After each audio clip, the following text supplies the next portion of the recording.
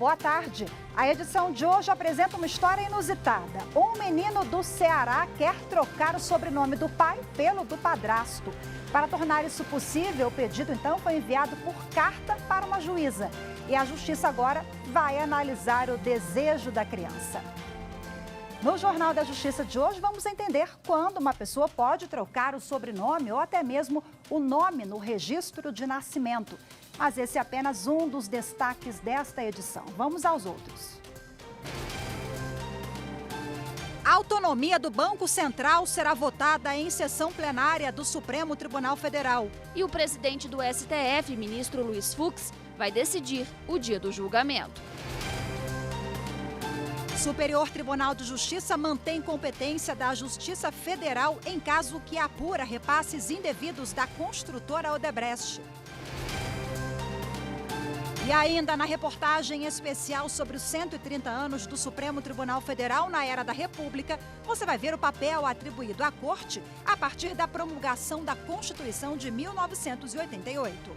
A guarda dos direitos previstos na nova Carta foi conferida ao Supremo Tribunal Federal.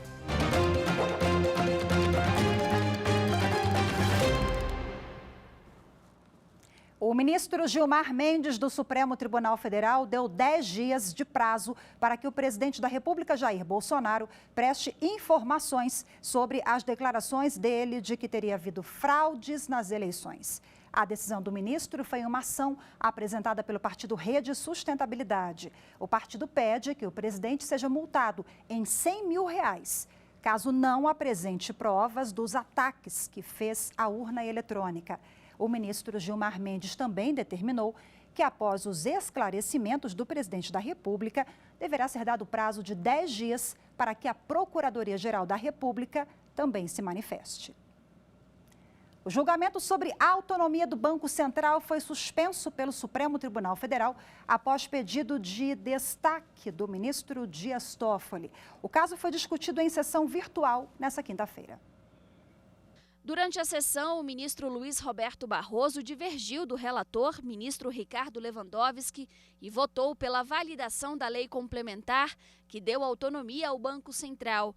Para Lewandowski, a versão da lei aprovada não foi a enviada ao Congresso pelo presidente da República. Para Barroso, não há exigência de iniciativa privativa do chefe do Executivo na matéria, e mesmo que houvesse, teria sido sanada. Na semana passada, Lewandowski votou a favor do pedido de partidos de oposição e considerou a norma inconstitucional, alegando que uma lei que trata sobre o regime jurídico de servidores públicos da autoridade monetária e criação e extinção de órgãos só poderia ter sido proposta pelo presidente da República. Segundo o ministro, o texto aprovado é de autoria de um parlamentar. Portanto, houve vício formal da norma. Agora, o processo segue para o plenário e o presidente do STF, ministro Luiz Fux, vai decidir o dia do julgamento. Em outra decisão do plenário virtual, o Supremo Tribunal Federal declarou que norma do Espírito Santo que fixa essa norma um prazo para autorização de exames e cirurgias em idosos é inconstitucional. O plenário declarou a inconstitucionalidade do dispositivo de lei do Estado que estabelece o prazo máximo de 24 horas para que os planos de saúde que operam no Espírito Santo autorizem solicitação de exames e procedimentos cirúrgicos aos pacientes com mais de 60 anos. Na ação, a União Nacional das Instituições de Autogestão em Saúde argumentava que o parágrafo único de um dos artigos da Lei Estadual de 2010 gera disparidade nas obrigações dos planos de saúde e destacou outra decisão do STF que invalidou a fixação de prazos para autorização de solicitações de exames e cirurgias de pacientes não idosos. A maioria do tribunal acompanhou o ministro Alexandre de Moraes, que votou pela procedência do pedido. Ele entendeu que o conteúdo da norma interfere no núcleo essencial da atividade prestada pelas operadoras, estabelecida previamente em contrato, em usurpação da competência privativa da União para legislar sobre direito civil e política de seguros. Para Alexandre de Moraes, a competência suplementar dos estados para legislar sobre saúde e proteção ao consumidor não se confunde com esse núcleo essencial, sob pena de invasão da competência da União. E a sexta turma do Superior Tribunal de Justiça manteve competência da Justiça Federal em caso que apura repasses indevidos da construtora Odebrecht. A sexta turma do STJ negou o provimento ao recurso interposto por um empresário contra acórdão do Tribunal Regional Federal da Quinta Região, que manteve a competência da Justiça Federal para analisar a ação em que ele é apontado como representante dos interesses de um ex-governador de Pernambuco. O caso envolve suspeita de pagamentos indevidos realizados pela construtora Odebrecht. A ação apura os delitos de corrupção passiva e ativa, bem como lavagem de dinheiro, e foi instaurada após acordos de colaborações premiadas firmados por executivos da construtora. No recurso em habeas corpus dirigido ao STJ, o empresário alegou que o TRF-5 convalidou a usurpação de competência da Justiça Eleitoral no caso, por estarem presentes, segundo ele, indícios de prática de crimes eleitorais conexos aos crimes comuns em apuração. O relator, ministro Sebastião Reis Júnior, destacou que, para o TRF-5, as investigações não apontaram qualquer indício de crime eleitoral. Além disso, para o ministro, o inquérito policial não foi instaurado com base na suposta prática desses crimes. Citando precedentes do STJ, o ministro ressaltou que, para se chegar à conclusão da existência de crime eleitoral no caso julgado, seria necessário o exame aprofundado de provas, o que não pode ser realizado na via utilizada, o recurso em habeas corpus. O prazo para os interessados em contribuir com sugestões relacionadas à aplicação das resoluções do Tribunal Superior Eleitoral nas eleições municipais de 2020 foi estendido para até o dia 15 de junho. Com o objetivo de seguir aprimorando o processo eleitoral, o TSE está recebendo contribuições de toda a população numa consulta pública em que qualquer cidadão ou cidadã pode apresentar propostas para aperfeiçoar futuros pleitos. O prazo para o envio dessas sugestões, que terminaria nesta sexta, 25 de junho, foi estendido e segue até as 23 horas e 59 minutos do dia 15 de julho. Até o momento já foram recebidas contribuições sobre a auditoria das urnas, sugestões para ampliar o conhecimento da população sobre a segurança do voto digital, propostas para aperfeiçoar a prestação de contas, entre outros temas. Os interessados em contribuir com a consulta pública devem se cadastrar no site sle.tse.jus.br. Lá estão disponíveis os formulários de encaminhamento de sugestões. A quantidade de propostas que podem ser apresentadas é ilimitada. Após o dia 15 de julho, a presidência do TSE fará um relatório sobre as sugestões e grupos de trabalho do tribunal irão avaliar as contribuições que poderão ser incorporadas na organização de futuras eleições. E uma correção, 15 de julho. 15 de julho é a data para quem quer contribuir com o Tribunal Superior Eleitoral, com contribuições e sugestões para as eleições municipais de 2020, 15 de julho. Fica aí a correção com a data. No próximo bloco, vamos falar sobre a troca de sobrenomes em certidões. No Ceará, uma criança escreveu uma carta para uma juíza pedindo para colocar no documento o nome do pai de criação. A gente conta essa história daqui a pouquinho. Fique com a gente. Eu volto já.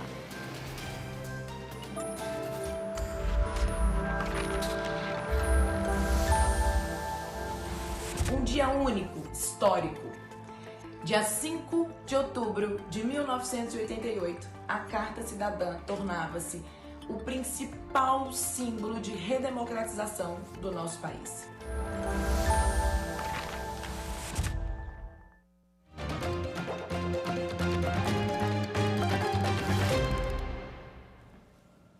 A quarta turma do Tribunal Superior do Trabalho reformou decisão que tinha concedido a um agente da empresa brasileira de Correios e Telégrafos a prorrogação da licença paternidade por 15 dias.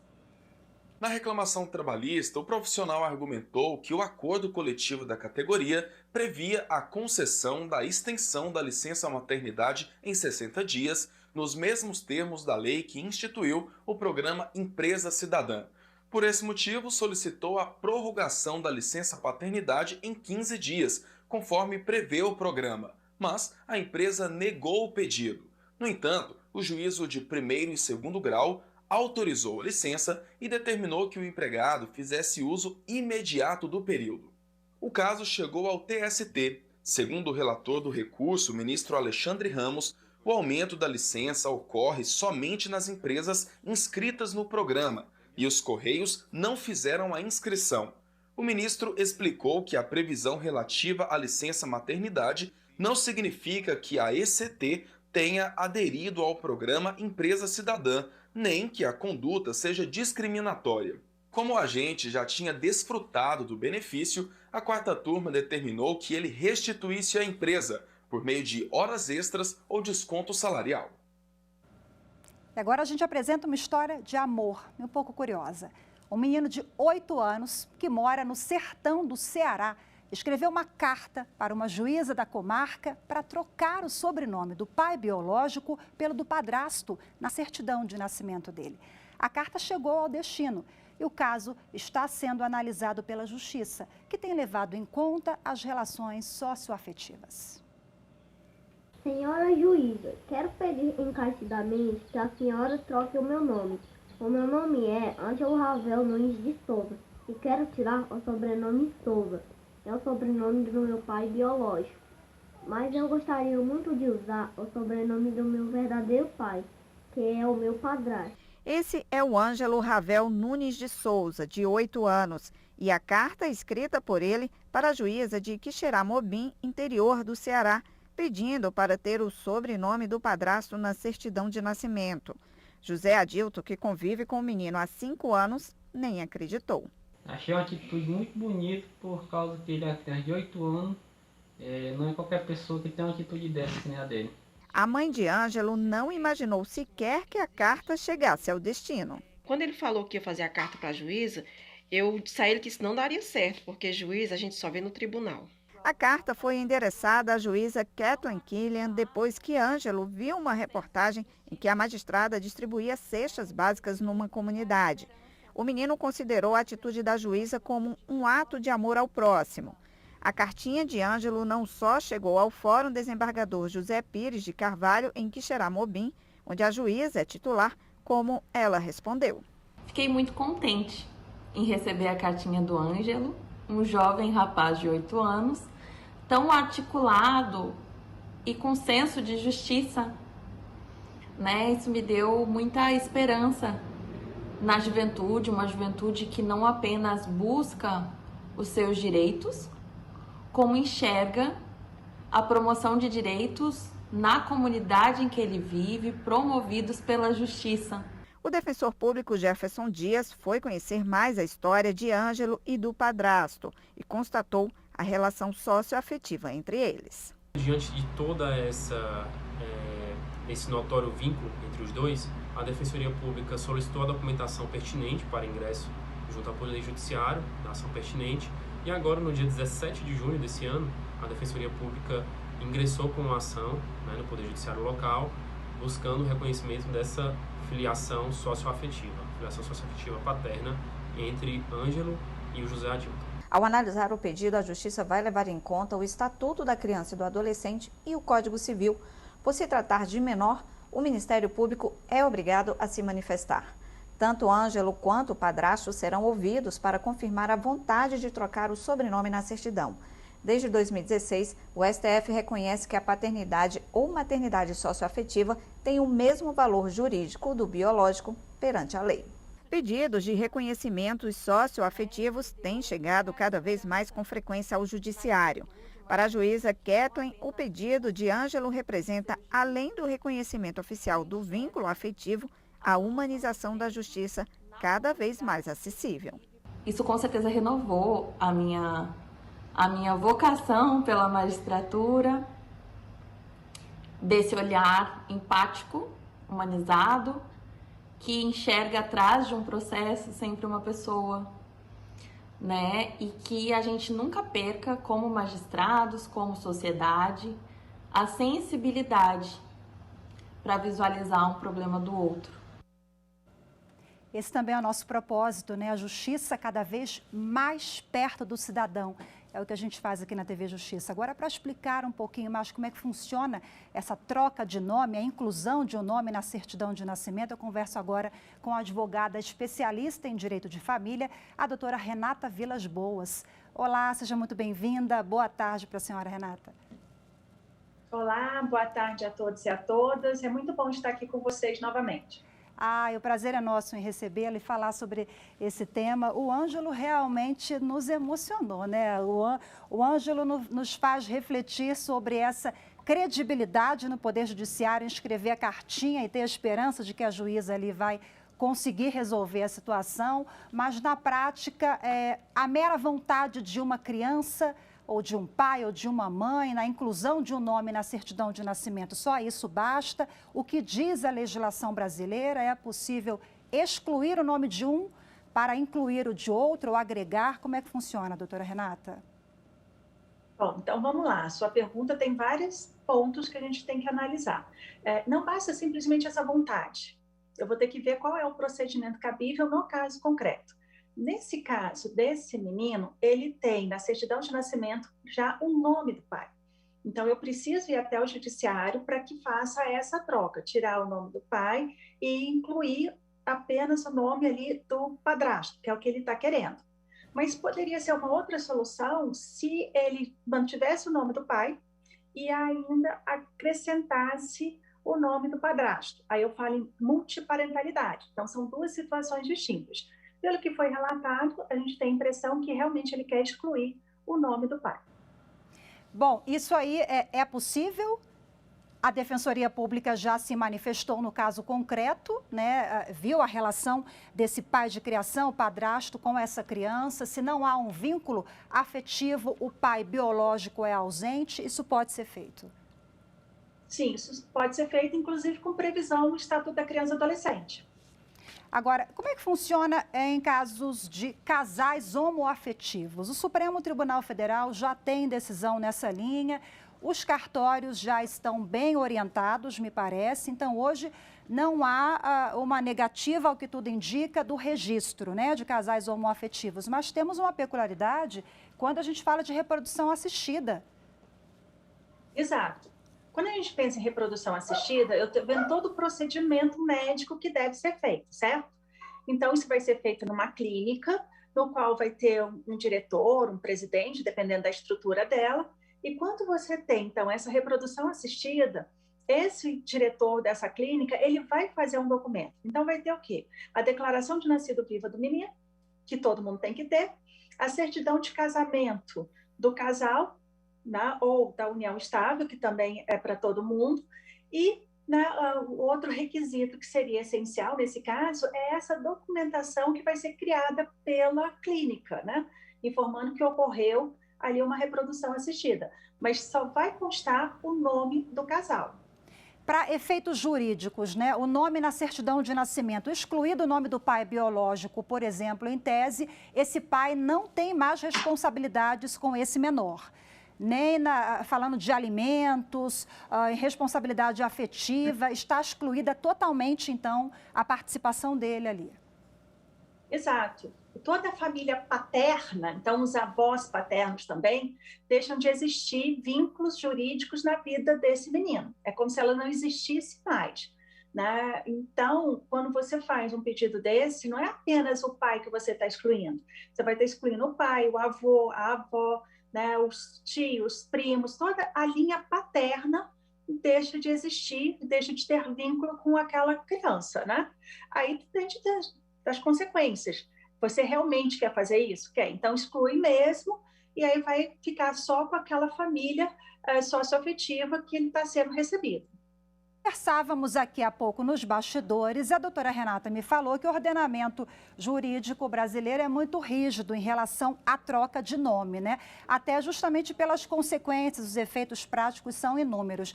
Mas falando em nomes vexatórios, por exemplo, aqueles nomes que geram apelidos, constrangimento, aí é mais fácil a mudança ou não?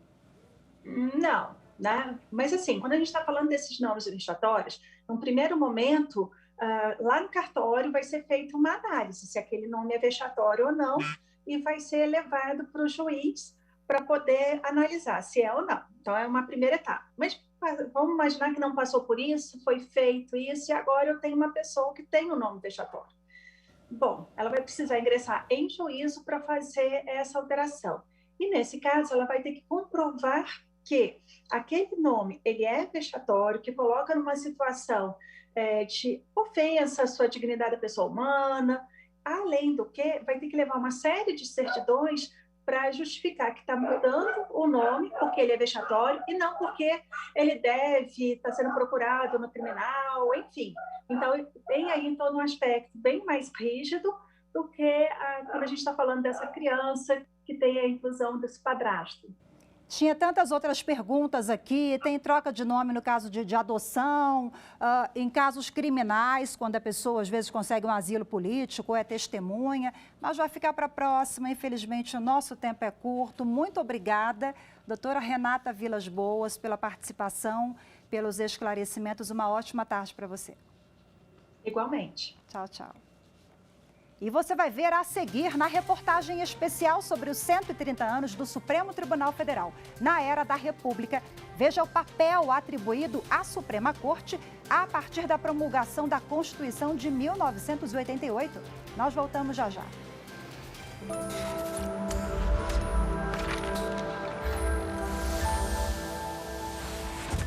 A Constituição de 1988 rompe com o autoritarismo da ditadura militar, garantindo a volta à democracia no Brasil. Em termos de socioambientalismo, a Constituição também é um importante marco. Pela primeira vez, a Constituição de 88 garante o direito ao meio ambiente ecologicamente equilibrado, submetendo a ordem econômica e a propriedade privada à sua função socioambiental.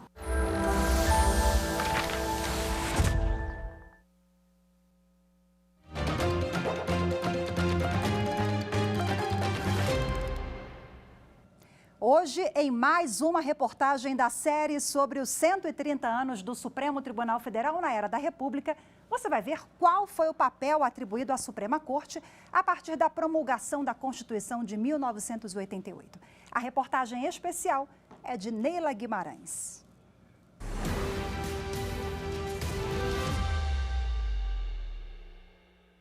Dia 1º de fevereiro de 1987. Sob a presidência do ministro José Carlos Moreira Alves, presidente do Supremo Tribunal Federal, instalou-se em sessão solene a Assembleia Nacional Constituinte. Na sessão seguinte, também dirigida pelo presidente do STF, foi eleito o presidente da Assembleia Nacional Constituinte, o deputado federal Ulisses Guimarães. Declaro promulgada o documento da liberdade, da dignidade, da democracia, da justiça social. O processo constituinte de 1987 foi precedido de uma mobilização social inédita na história brasileira. O contexto da criação da nova Constituição foi motivado pelo anseio coletivo de mudança do ambiente político, econômico, social e jurídico. A Constituição Cidadã, promulgada em 5 de outubro de 1988, se tornou o principal símbolo do processo de redemocratização nacional. Após 21 anos de regime militar, a sociedade brasileira recebia uma Constituição que assegurava a liberdade de pensamento, com vários mecanismos para evitar abusos de poder do Estado. A guarda dos direitos previstos na nova Carta foi conferida ao Supremo Tribunal Federal, que se transformava em um órgão independente, apto, inclusive, para julgar e anular atos dos poderes executivo e legislativo. A Constituição de 88 ampliou as competências de atuação do Supremo Tribunal Federal, que se impõe como autor político para preservar os direitos fundamentais e como árbitro na relação entre os poderes. Entre essas competências, o artigo 102 prevê mecanismos para julgamentos de origem, em recurso ordinário e em recurso extraordinário. O Supremo Tribunal Federal tem competências de resolução em última instância de todos os interesses e conflitos mediados por direitos na Constituição. Além disso, o Supremo ele apazigua conflitos federativos, quando os estados brigam com a União, entram em conflito com a União. O Poder Judiciário se tornou mais acessível a partir da Constituição de 88. Ele foi inserido no cenário dos três poderes, além de ganhar novos instrumentos jurídicos, como a ação direta de inconstitucionalidade e a arguição de preceito fundamental. além de ter um papel importante, o de discutir assuntos de interesse da população. O Supremo, eu acredito que a principal mudança de perfil é que ele se põe como um ator político, investido de uma função política importantíssima, não só de preservar os direitos fundamentais, né, que já estava, claro, previsto normativamente nos regimes constitucionais anteriores, mas também como uma espécie de árbitro da relação entre os poderes. Aliado à nova Carta Magna, o Supremo Tribunal Federal tem novas responsabilidades, entre elas a de se manifestar e de ser a guardiã dos direitos fundamentais da população brasileira. Nenhum documento constitucional, em parte alguma do mundo, em momento algum da história, deu à justiça, ao poder judiciário e a toda a comunidade daqueles que se dedicam a trabalhar o direito, incluindo procuradores, membros do Ministério Público, advogados públicos e mesmo advogados privados definidos pela Carta como indispensáveis à boa administração da justiça. Nenhuma ordem jurídica conferiu a uma comunidade de corporações de ofício tamanhas honras e tamanhas responsabilidades quanto fez a Carta Brasileira.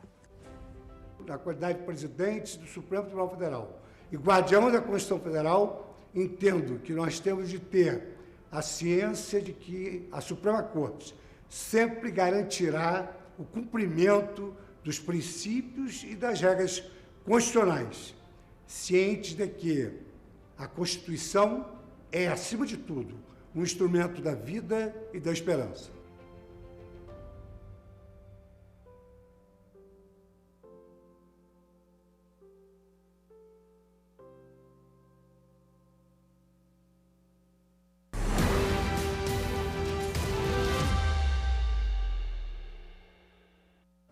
Lembrando que todas as nossas reportagens especiais podem ser revistas no nosso canal no YouTube, no canal da TV Justiça no YouTube. O Jornal da Justiça de hoje fica por aqui. Muito obrigada pela sua companhia. Uma excelente tarde para você, ótimo fim de semana. Temos um encontro marcado na segunda-feira. Eu te espero. Até lá. Tchau, tchau.